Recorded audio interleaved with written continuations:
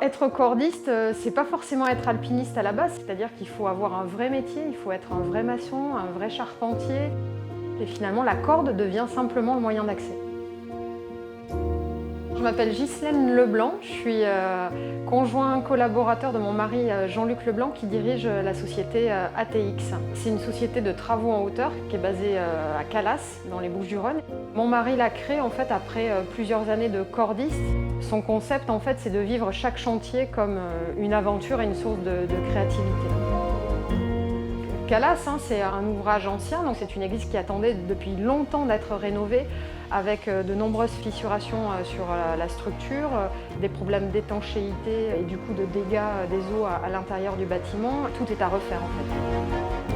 C'est un chantier assez long, c'est 180 jours hommes, avec par rapport à ce que veut Jean-Luc sur la société, un objectif de parité. On a eu systématiquement 3 femmes cordistes et 4 hommes cordistes qui étaient sur le chantier. Il a fallu travailler sur 3 supports différents, du béton armé, du mortier de chaux et du mortier prompt.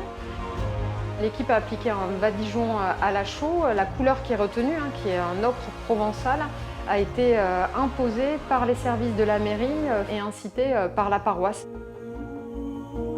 On s'inscrit du coup, comme sur tout chantier de rénovation, sur une cause et des travaux assez nobles de préservation de notre histoire.